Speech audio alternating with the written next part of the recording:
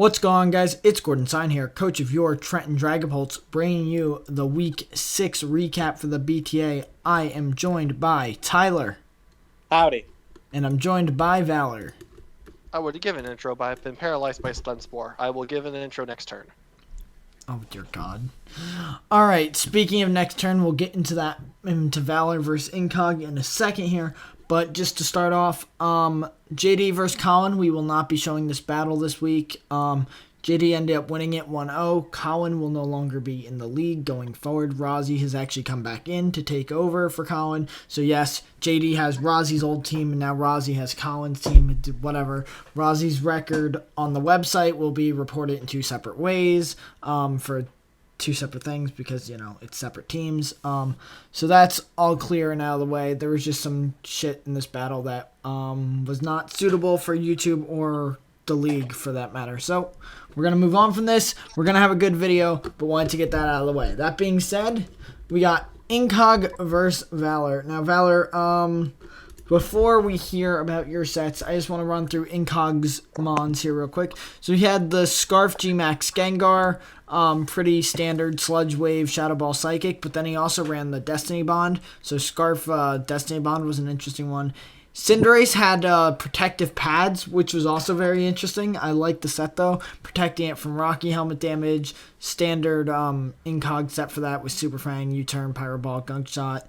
He had Obstagoon with Flame Orb Guts. You already know how it works. Sub, Bulk Up, Facade Knockoff. Mudsdale with the Rindo Berry, High Horsepower, Heavy Slam. And then two interesting ones being Counter and Endeavor. He had an Aromatisse with Leftovers, Moonblast, Wish, Toxic, Protect, so very standard Aromatisse. And then a Rabombi, Heavy Duty Boots, Quiver Dance, Moonblast, Bug Buzz, and Stun Spore. He almost brought Energy Ball, but instead went with Stun Spore. As for Valor, thoughts going into this one? Okay. The battle as a whole, this whole kind of summarize the battle. I missed by the beginning, which I think would end up costing me the end. Having stun spore over energy ball mattered so much for him. Like, I mean, it may have affected how he played the battle, but assuming he had just changed out stun spore and energy ball, this battle could have gone very differently. Right. Interesting thing going though. in. Go for it. Going in before the before the changes were finalized, he had changed in Obstagoon and Gengar. Gengar destroys all of my special walls. Just in general, its dual stab just covers them all. Sylveon, I have Sludge Wave. Orbeetle, Shadow Ball. Jellicent, Shadow Ball, and lots of its other coverage, which was difficult to deal with. And an Obstagoon just hits so hard. Yeah, but all you have to do is crit U-turn it, and then it will be Before down. these changes, I think I had an advantage, but with these changes, with the changes, I was definitely put on the back foot. Right. And so, turn 1, Incog leads the Aromatisse, I guess predicting Valor to go for something a little bulky. He does protect, trying to scout to see if there is a taunt, but he actually stays in. Yeah, what was that, Valor? I did not know what this thing was going to do. I was worried it had some kind of weird set with it. Oh, right. No, I was worried, like, why? I didn't know. I was kind of confused by the leads. So I was like, what is he going to do? Right, and I did find it strange that Incog would just let this thing come in and take this much damage, yeah, and be taunted. I was not expecting this to lead of all things. Right. I was just trying to figure out what this thing was. Kind of wish I didn't reveal the strength sap so soon, because it could have maybe come in handy a bit later. But he knew I either had strength sap. He probably knew I had either strength sap or recover. And here he kind of sees this as a Fizz bulk Arcanine. Right. This was kind of made to deal with Cinderace.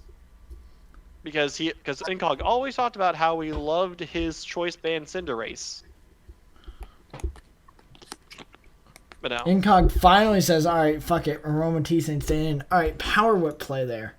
That was an interesting I thought he may try to switch into Mudsdale there. Fair enough. I was hesitating a while because Incog took you can't tell in the replays. Incog took a while to click his moves. Right. This battle. How much was an Ironhead doing to a Mudsdale? I'm assuming nothing. It wasn't gonna do that much, especially since actually no, he was like half defense I think because he runs so much speed on his Mudsdale. Right. his counter speed creep is more than just a counter. Right. At this point, then he reveals the Super Fang. He ain't banded like he always says it. He's fake. Right. A faker. Here Good again, earthquake there. Now, again, a Stone Edge there. Did you have a Stone Edge on that? Did I have Stone Edge? You ask good questions. Because that would have been a good play as well. Earthquake was fine, but... No, I did not. My set was Earthquake, Stealth Rock, Body Press, and Roar. Oh, okay, yeah. Then you made the correct play. I was just gonna say, if you had Stone Edge, that could have changed this entire battle. You know, I didn't. Yeah, and then there's the stun spore. This is the stun spore. Okay, pause it. Yep, paralysis right there. That paralysis right there. I mean, that hurt me so much because this thing becomes a problem later on, and like having it dead now, oops, invaluable. I mean, Sunspore guaranteed that he lived. That he wasn't gonna lose any kind of speed creep war, so it made sense. Yeah. Just the paralysis right there hurts me so much. That's it. Okay. Because at the end of the battle, if this thing is dead, it makes my life a million times easier. Right. So it lives there, goes into Cinderace. I go Arcanine, thankfully. Get the Intimidate on. Oh, this thing has Super Fang, so it doesn't really matter. Actually, is that Totem Rabombi or is that normal Rabombi? It's not. I don't think. Well, it doesn't really matter. Does it change? Doesn't that change like Heavy Slam or something? Or... I don't think so. I thought Totem Either way, did something. I was the Iron Head set anyway, so. Fair enough. I was just wondering if that was a thing that happened or if that's still a thing that they do. If you can transfer the Totem Pokemon or anything. I don't think you can transfer totems. You can. Damn, that's unfortunate. I wouldn't be. Yeah, it doesn't make sense that you can't. Makes sense you can't transfer the totems. It does anyway. make sense, but that's unfortunate. I thought that, yeah. Could you imagine a Dynamax Totem? Oh, fuck. That Araquanid just got scarier. Right here, like getting Intimidate's good in most cases, but since this is like a super Fang set, I have to avoid it, play around it. Mm-hmm. Unfortunately, that does give him a good switch into Obstagoon, and now goes to the sub. Okay, I derped here because I was like, oh, he has fighting move. I need to click, and for some reason this makes me click acrobatics instead of close combat. Right. Like I clicked it, I'm like, oh no, click again, but he had already clicked his move. Right, and so I kind of lost this without reason, and now he still has his sub up. Mm-hmm. If I just played this a little smarter, I could have saved myself a lot of trouble. Yeah. Because then getting knocked off there. Yeah. Super Fang hurt so much because Rhydon dealt with Obstagoon every time without fail. No, I can live, but I have to take a big hit. Obstagoon's dead.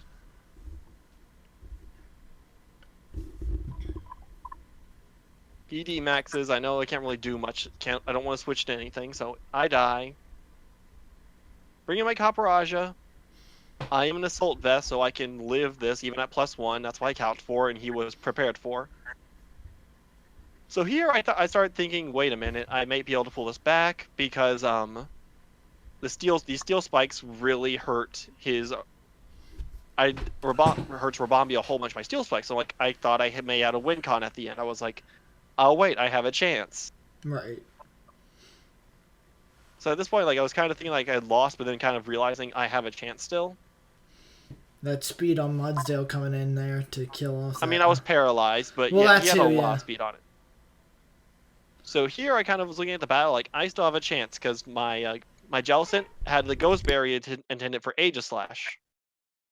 He sends this in, takes the Scald and dies. I start looking at the battle like I have a chance. Berry lets me live, eat that very well, kill this. Now, interesting thing that Incog mentioned after the battle was he considered clicking Destiny Bond there, but then he said, I want to see if this man ran the Ghost Berry. And he said he probably shouldn't have done that in hindsight. But he was curious. If he had done that, he had just won the battle. Yeah. Because, I could... So this part I see like, oh, he's heavy-duty boots. Then I'm like, I don't think I can win now. So I'm like, I have to try what I can. Right. I'm Specs. I go for the Thunderbolt. No para, unfortunately. Good roll. This was like a 40... That was like a 56% chance to kill or something. So that was very close. Right. So if I just had a little bit more luck, or I just not clicked the move earlier, I definitely could have made this battle. I could have won this battle. Right. And And Cog played better, outplayed me. Incog outplayed you, but that paralysis really did help. So. Also, heavy duty boots definitely. Oh, that was great helped prep. at the Yeah. end. Such a good item. That being said, our next battle, Blue Skies versus Tyler. Tyler, I know you feel bad about this one, so we'll get through it quickly, but talk to him. What went through your mind? Besides the fact that you want to get hurt by Earthquake. Yeah, no. So I had a challenge going. See how many mons I could lose to Earthquake. And I didn't even know I was playing. Luckily, I didn't. Luckily, I didn't pay too hard for my mistake, but I just I saw the ground weakness that I had, and I knew that it was okay because I had things that could take it relatively well. Like obviously, I had an Arcanine that could intimidate and then hit back. My Dreadnought can hit back. My Steelix. I mean, there was a lot of things here that I had that I knew I could probably take it and run with it. Right. But I knew the only thing that really killed me here was a Scarfed Excadrill, which is why I had a Scarfed Ditto in return, because I knew that if we went into a speed tie, it would be a 50-50 whether I won or lost. Mm-hmm. And if I So win, you just gotta. I win the game. I don't really have a whole lot on my team because I didn't want to bring the Mandibus because I just didn't have a good matchup this week, especially with my biggest fear in this whole matchup was that Lapras actually getting the Aurora Veil. T-Max Resonance. Yeah, that is so disgustingly terrifying, especially to my team. So I knew that I had to bring things to specifically counter it, and that's kind of what I built around. I expected the Duraludon and the Gyarados too. The Slurpuff I was kind of hoping for because I was hoping that it would get a belly drum off, and then I could just Choice Scarf +6, play rough everything to death. But we'll see how it goes. Actually, no, that doesn't really work because I'm burnt. Unburden would have made Slurpuff faster, yeah, unfortunately. Starbuck's still faster. Let me forget that Unburden is an ability. No. Dang it. I mean, I once forgot Unburden in a match where I ran Belly Drum. That was upsetting. I was, when I saw my lead, I was like, great, there goes the screen. Right. The fact that there was no screen there really, like, I just didn't see that one coming. So obviously I knew it was going to go for. Obviously I knew it was going to go for something there that could hit it hard. So I brought the Steelix back in, which ended up working out for me. Obviously my Steelix wants no part of this Machamp. That Machamp. Close combat banded, but jeez. Yeah, Blue Skies losing Machamp that early wasn't particularly great. Probably trying to preserve it would have been better. Also, going right into Excadrill and it not outspeeding was very painful. Yeah, when I realized that I killed, because I know Excadrill is relatively frail, I knew that I had a chance to kill it here, and I was like, all right, well, I'm just gonna go for it. And then when I see when I saw the Duraludon come in here, I was like, I just kind of sat there and I was like, okay, it's gonna be one of these. And this is where I just was kind of like, all right, whatever. Right. Because that's when I just threw the close combat at it and was like, let's just go for damage here. Right. What was the Arcanine anyway? Was it a bulky Arcanine, or is it just Intimidate instead of? It was max attack, max HP with the last little bit in speed. Did you have Wild Charge on it for the Gyarados? I absolutely did. All right, cool. But I knew that Morpeko and Duraludon dealt with the. I was just more curious. And once I got rid of the Excadrill, I knew that my Duraludon, Dreadnought, just kind of sat there and killed everything. Yeah. So here comes Big Stumpy. With that Max Quake, I love it. I love him. He's my baby. Getting that Spadef boost was great. Yeah, and I knew right here I killed, like no matter what. Right. So I just kind of went for it. I don't have anything to worry about with sand. I knew that an Earthquake would hit like a truck here. Oh, Jesus Christmas. Yeah, +1 Spadef. +2 Spadef now in Sandstorm, too. Yeah. Normal to nothing. And that was scary. So she brings in the Gyarados here, and I'm just like, all right, I'm just going to hit with a Rock Slide. But then I'm like, all right, I'm about to get double intimidated, and I don't want to be sitting in here in case this thing does turn out to be a belly drum. So I actually went for the poison jab, predicting the belly drum, predicting me to switch out, Mm. and then I didn't. I wish that was Drain Punch so badly. Yeah, if that was drain punch, that would have been super awkward. Yeah. But at this point, Then I swing the talk specs just to kind of wall some hits. I just kind of the dragon. I saw that Dragon Dance and I was like, yeah, sorry, no, I'm not letting that happen. It also doesn't help that it's Dragon Dance, but it has Hurricane, which doesn't get boosted by Dragon Dance. Yeah, but like, okay, so I saw what she was doing here because I actually used a special Gyarados one time, and it hit like a truck. It's not quite the same. Double confusion, by the way. Also, Yeah. her Hurricane accuracy. Oh, that speaking of accuracy, double Stone Edge misses. That was a trade right there. We both miss them. And at that point, Steelix comes in and it dies to Toxic. So, that was a rough one, but it happens, and it happens to the best of us. Sometimes we have bad battles, so it is what it is. Moving on. Myself versus Primer. All right. Yeah, talk to us, Gordon. Got a new team. I made a bunch of transactions. I'm an idiot. I brought Durant instead of Ditto, even though I dropped Durant for Ditto, but it's fine. My doc fucked up. I don't know. The bottom part was updated. The top wasn't. I talked to Primer after the match because we didn't notice till after the match, and he said he built for Durant anyway, so it didn't matter. It doesn't change anything, so whatever. Also, Durant doesn't do shit. Spoiler. That being said, going into this battle, I thought I had a good chance with actually poison type Silvally, and we'll see how this goes, but I actually had some confidence going into this, so I actually led with the Durant, and I'm like, fuck, that's a Rotom, so I'm gonna go into my own Rotom. He does call it and goes for the Toxic, which is nice on his part. That was such a ballsy call there too. I remember rewatching that later, and I was like, God, imagine if he goes for a Rock Slide there and just hits him like a truck. No, there's no way he's gonna lose Durant that early. Especially when there's a Grimstar right there. I went for the nasty plot in case he decided to stay in to go for Chip to try and scare him out, but unfortunately he went into Pissimian, which was faster and did kill. So I'm forced to go into Silvally here, but that's not a big deal because I can just start murdering things. Multi-attack does so much, and at that point Zatu goes down. When I saw that Zatu get hit like that, that actually shocked me. Right. Yeah, no, Silvally, it's easy to forget. It's multi-text, no base 120. I call the Willow with the Rotom, and I'm kind of at a point where I'm like, Rotom's not that huge. Let's just get some damage off at this point. So Rotom went for some good damage, then goes down to the Toxic here, but, put in some work. And at this point, I go into Octillery trying to reveal some of my spice, so I'm going to go for the Scald here. I was actually packing Flamethrower for Ferrothorn in case it showed up, because that's what I really wanted. I wanted him to go Ferrothorn and just get blown back by a fire type move. Thought that would have been that would have been hilarious. Oh, it would have been great.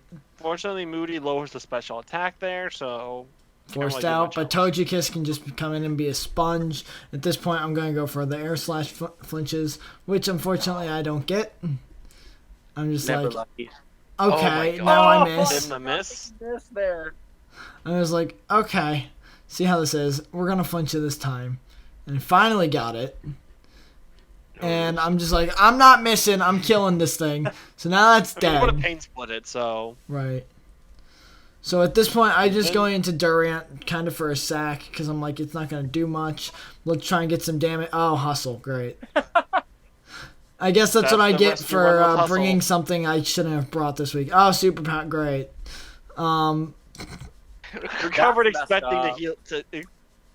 Finally get some damage off, but it's not basically. It didn't really matter too much. No, it doesn't. It doesn't end up mattering at all. Machamp is able to come in. He goes for the recover, so he's back up to full anyway. Thunder Punch does 26. I'm scouting for damage just so I can get my guts before I max. And so I'm like, alright, now guts max lightning is going to do a lot, which it does. And I'm like, alright, cool. Now I'm in electric terrain. This does even more. He does go into Pissimian knowing that, and he actually lives, which surprised me. Barely. Is there a reason why you didn't go for max fighting? Oh, what the fuck? Hi, Hashak. Oh, yeah, I was here all along. What? He joined late. He didn't say anything though, because he I didn't was want here to. for the past 3 battles. Yeah. Okay, well, I'm in streamer mode, so it doesn't alert me. Thank you for not making yourself known. Okay, so because I didn't go for why I didn't go for max fighting? Yeah. Because there was a Milotic in front of me, and I wanted to go for big damage. Yeah, but it was at 33%, right? It was My also load was faster, wasn't it? Was it a little faster? Yes, it was. Oh, okay. So if it went for a cover, and then it yeah. would have been fine. Okay, got Also, yeah. So at this point, Passimian goes down. I lose my max, and I'm like, all right. This comes down to how fast his Grimmsnarl is. If I can get damage off or not. He's actually running a max speed set, so he's not like a max bulk, max HP, max attack, which kind of caught me off guard. So at this point, I'm just sacking shit off to try and stall this out. Now, right here, about here is where I start to misplay. So I now have the Togekiss.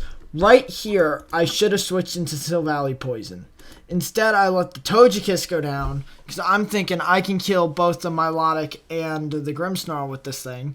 So, as you see, I'm able to kill the Grimmsnarl. Now, if I went into this on the Spirit Break plus the Sucker Punch wouldn't have killed, and Togekiss would have still been alive in order to potentially flinch out the Milotic. And as you see, 1%! That's one of those things. I don't know what the rolls were for that. Oh, no. The roll... Okay, so how it worked was he was on 27%. Max damage was 26.6, which, because Showdown rounds up, that would have been 27%. So I technically could have won it with a max roll. I got just under max. Yeah, but you're like, it's like, you're doing 23, 24 about average. Yeah, I got just under max roll, and that costed. If I just preserved Togekiss, I probably would have had a better shot at winning. And that's on me. I mean, having a chance to flinch this thing out and also roost up, because it wasn't doing that much damage output, as you could see with those Scalds. So being able to roost up... But it's Ice Beam. It's one of those things where you kind of just have to see what the flinch luck is. Right. True. It's just more so... I would have definitely would have had a better chance of winning if I preserved Togekiss. So, also, if I brought Ditto instead of Durant, that would have been a huge help, but I'm an idiot and fucked up my dock and confused both me and Primer. It's fine. On to Golem versus Flapjack. So, just want to show you guys a few things here. This early battle, you know, Golem goes into this, and Flapjack actually also switches. Now, Scrappy protects from Intimidate, which is cool. At this point, Golem just like, Oonga Boonga, hit the close combat, and it pays off, because Lucha takes a bunch of damage. But the Sky Attack is able to kill, and I think Golem should have probably preserved that. Now here, I was hoping Golem had Ice Shard, or Sash, but no, he didn't have either, so that now dies. Probably forgot about Unburden. Now here comes Suckle. Suckle this battle had a chance to win everything. It actually does win everything. Because it has Toxic, and it has one other move, which you're about to see. Besides Rest, it has... So Rest, it's immune to status. It can get itself up to ridiculous defenses. Even if it's crit once, it's not dying. How is it going to be attacks. So, like, the question is, how does this thing... Like, we look at these damage rolls, and, like, I was looking up in battle, like, this thing doesn't die. That being said, he reveals Wrap. If he had Infestation, that would have been game. I mean, yeah, like, there's no... This thing just doesn't die if he had Infestation. Like, he's brought Infestation on this before. Wrap was the one thing that stopped it from winning. And so because of this, we're just gonna... Okay,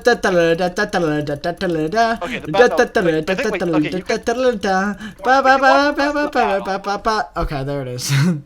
It was 68 turns of just Suckle shenanigans. Just skip back to where. But yes, we will go through and see some of the other shit that isn't Suckle. So right here, Hatterene comes back in, and but he has to switch out on the Gengar because he can't touch it with Toxic or Wrap. He's actually running Trick Eject Button for the G-Max, which I found actually really funny. Now, Flapjack does set up the Psychic Terrain, so Shadow Sneak will no longer work. as we see there, and now Mimikyu is going to take big damage. Unfortunately, if Golem just clicked Shadow Claw, this could have been a different game, because with this thing gone, Suckle wins. Yeah, which is ridiculous to say. Suckle was the win con in this battle. And as we're going to see here, Scrafty can freely switch on in on the Dracovish and keep lowering its attack. And now Golem's going to actually max here. And goes for the max steel spike, I guess predicting that. Oh yeah, that is G-Max Metal Claw, by the way. That's the only offensive steel move this gets.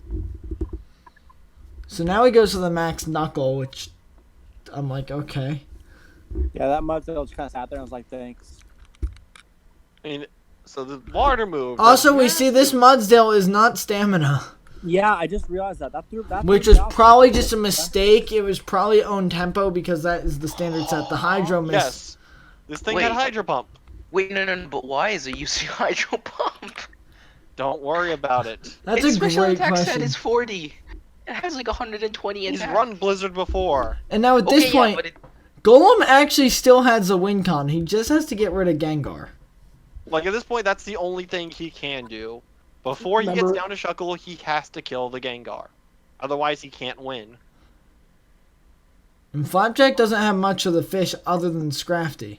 The problem Unfortunately, here he should have been switching out the Dracovish. Losing the Scarf there especially kind of signed the death warrant, because even if Gengar comes out now, Dracovish is slower, which we see right here. Yeah. He decides to try to save it. Instead, we're just going to see Suckle. Yeah, okay. Yeah, this lasts a long time. Because Flapjack has to be careful with his PP, because he needs to make sure Gengar doesn't have to struggle. Oh, yeah. Also, Gengar is Scarf. Yeah, so he has to be careful what he locks himself into at any given time. Because then he actually could end up struggling a lot faster. Okay, here we go. So at this point, Golem's just like, fuck it. And I don't think the crit mattered there. If Suckle at any point had clicked, if Suckle had made if Golem got a read and clicked Wrap at the right time, he could have potentially won this. Yeah. But unfortunately, that situation never really came around. And the rest kind of, like, LO was really good for being bulky, it kind of failed at the end. If it just had Infestation, though, the battle would have been a wrap. Okay. Gordon, moving on. BTA is over, guys. Nuke versus Evan. This one was a weird one. Yeah, so I remember this one because most of us were in call, and we kind of saw the battle started, and we were all kind of just half watching it when it first went live. And then we looked back, and it was over quicker than expected. Not gonna reveal who won, but let's just say they won pretty handily. And let's you know, all these battles kind of happened back to back, so it's kind of a blur for all of us. All the battles except one happened in one day.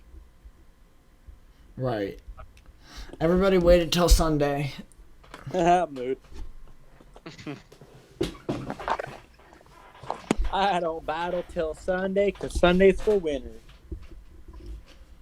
So we can kind of just see Nuke kind of was playing ahead of Evan the entire game up to this point. He was there was nothing really threatening Nuke. Now that was a good read with the G-Max. Or maybe just wanted to get his screens up. Yeah, but having the synthesis and being able to stall out this max was actually huge for Nuke.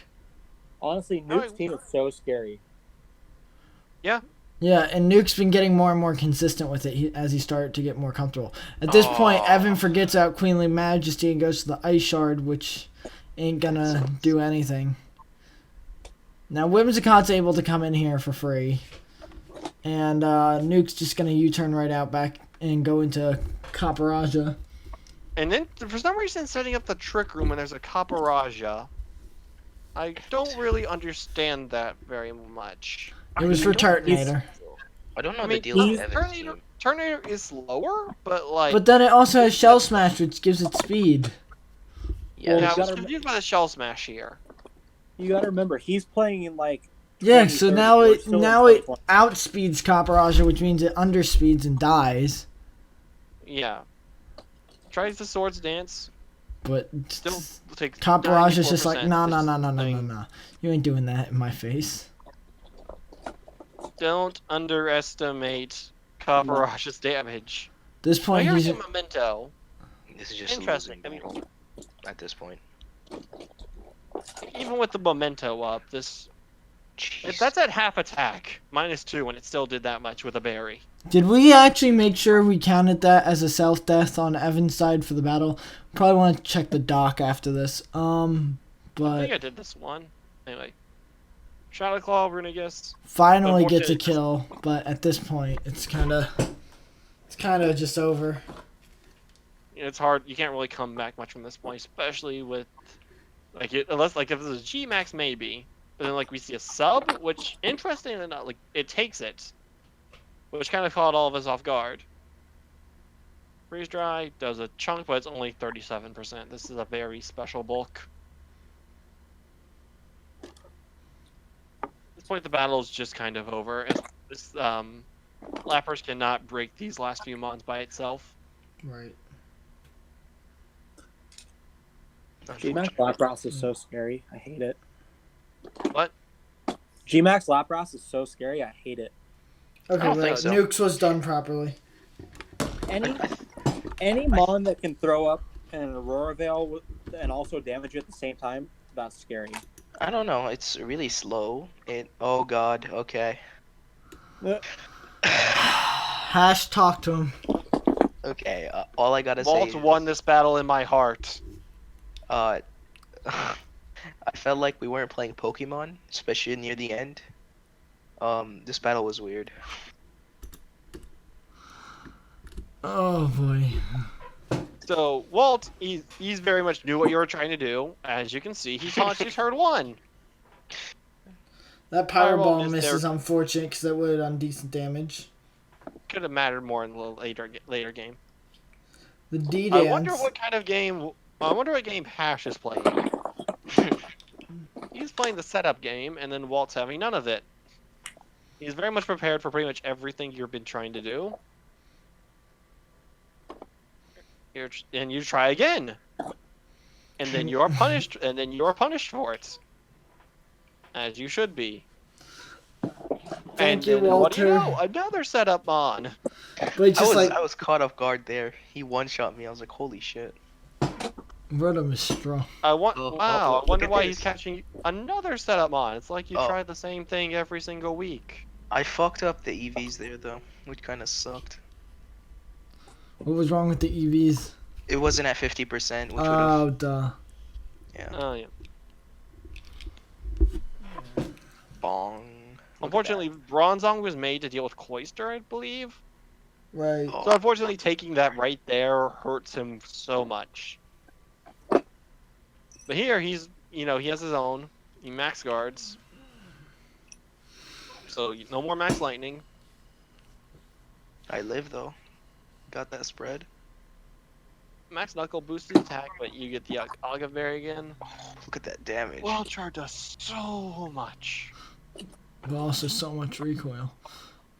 Mm-hmm. Switch in the Zard. Reserve the reserve the Snorlax. And Now yeah, Walter's he like, just- preserve that. Good they did play. no damage. You know, if you had got the Pyro Ball, yeah, no, I don't think it really made much of a difference now, that first Pyro Ball miss. But now this thing comes in. He taunts, trying to read a Shell Smash. Yeah, I was baiting him there. I was like, yeah, we're not playing Pokemon. Yeah, losing that right there hurts because now he has a lot less stuff to deal with your Clefable and Mew.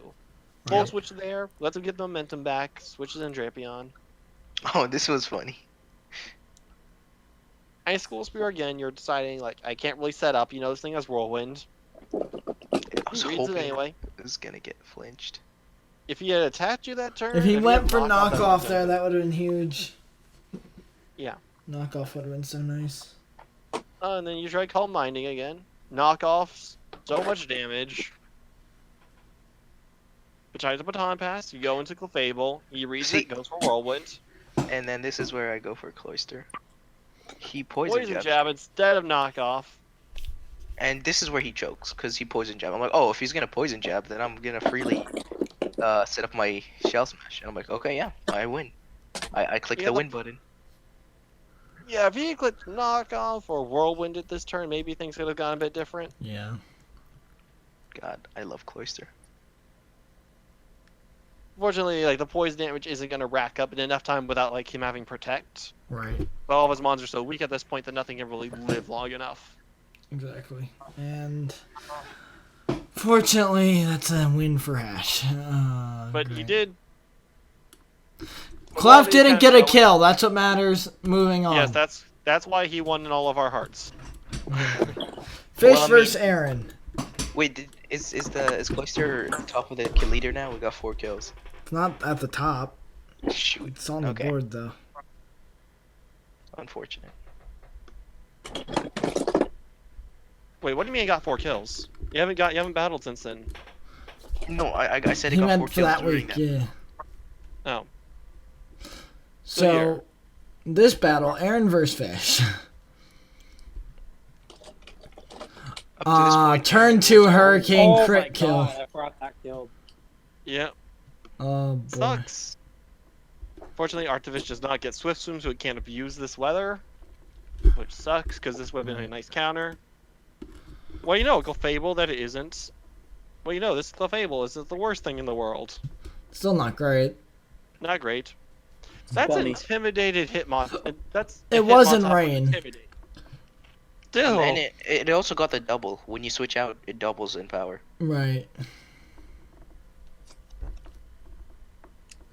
There. So an interesting trick there. Choice Scarf in Clefable normally ruins it, stops you from doing any shenanigans. Right. Now Fish goes to the Draco, which unfortunately doesn't kill. And Freeze Dry is going to. No pair, unfortunately. He Fish reestablishes the rain. Fish did a really good job of constantly getting Rain back up. This Rotom Mo puts a lot of pressure on his team. And it was Thunder, carrying because- Thunder. Because he knows he's fighting a rain team. Fake out in rain is kind of whack. Like, you're just wasting your own rain. Right. I think he just wanted some kind of chip on this thing, because he knows it's going to be a problem. Oh, how the hell does he break this? Oh, Bellasa. Oh yeah, this part, I think this is the part we are all very confused about. how does he break this? He doesn't.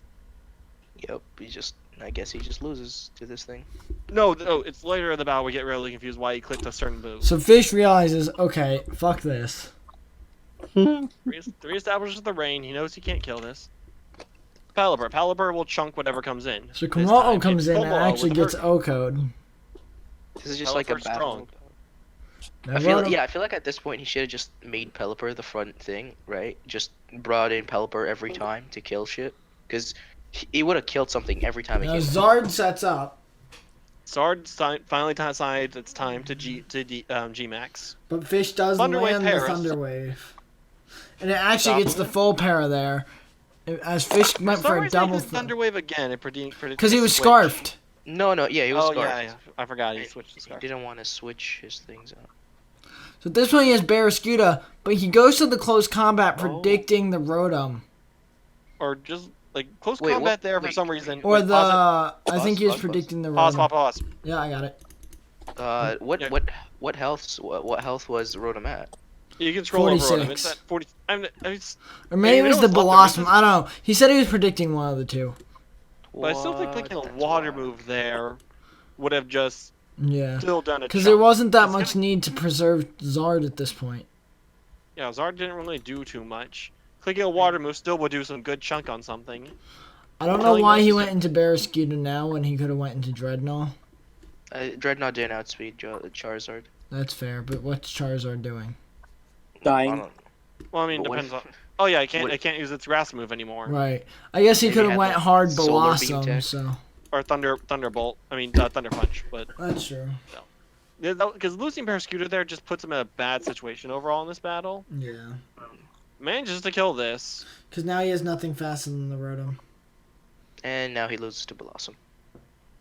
Yeah, no matter what. Yeah. Clicking CC there, he was trying to make a read. I don't think it was really worth it. Stone Edge miss, Oh, double miss, just to kind of just end the battle off there. Stone Edge Kinda does rub it get the in. kill, which is good, but Blossom now is just going if to he do... had substitute right here, he might have won. I don't right? think I think straight step goes through sub. It does not. I know for certain it doesn't. And Well, So it's if he still, hits it's like a sub- grass type move or like Giga Drain. It did, right? But like, so if he subbed there, right, he would have stone edged, done like 47 to 50. So it we're was a saying roll. 5 with the crit. Yeah, so it would have killed if it subbed that turn. If he had Yeah. sub. Yeah, no. It's Break unfortunate. sub definitely- against Willow. Yeah, I think definitely the CC there was kind of the play that ended it. Right. It was a big risk going for that read right there. It didn't pay off. 1-0 win for Aaron.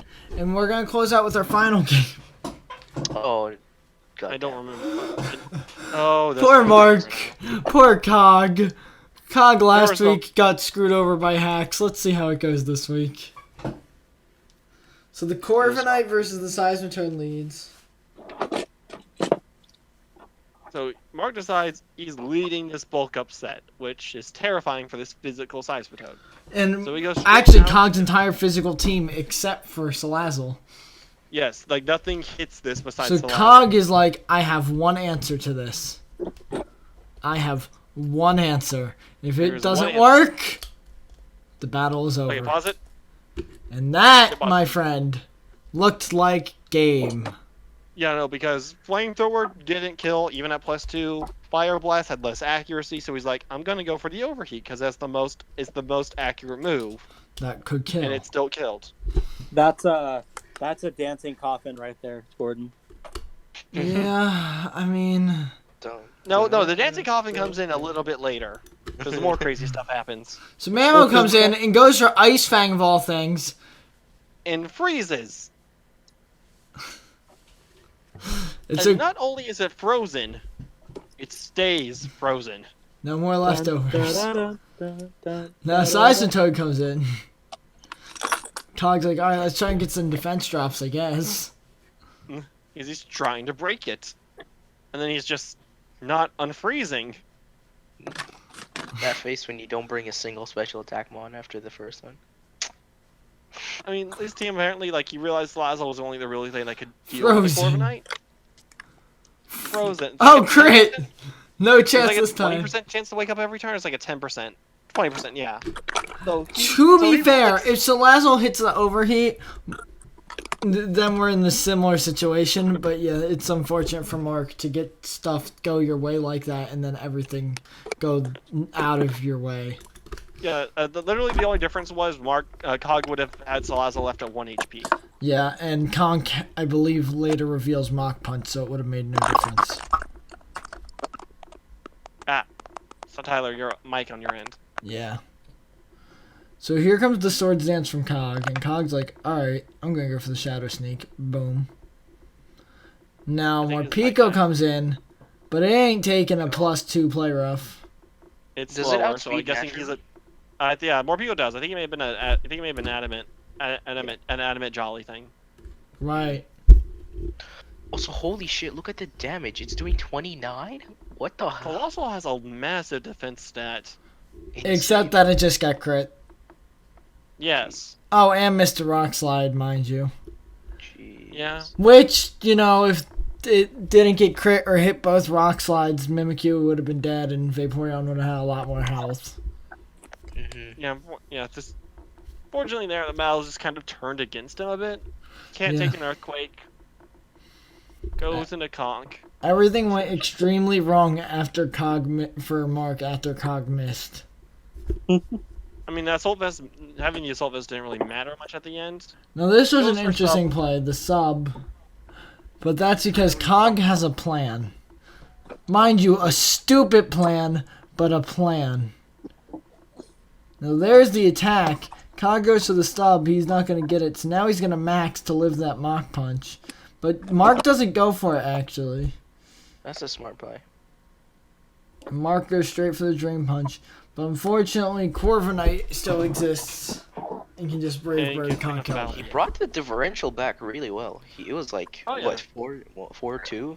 Alright. Mark, okay, it's kind of a weird situation where Mark would have won if the freeze didn't happen. For real. But, at the But same time, also that whole thing wouldn't have happened if Cog Overheat just shouldn't hit. have missed. Yeah. Yeah. bad So- luck on both sides that kind of just affected, like changed the battle completely. Right. I mean, both battlers though played well through the hacks, because as you see, it got brought down to a 1-0, so nobody got thrown like super off by it throughout the rest of the battle. But yeah, it definitely was a deciding factor. And that about wraps up week 6. Thank you, boyos, for joining me. Hash, show up on time next time. No, I'm kidding. And until next time, guys, I've been Gordon signing. I'm signing off.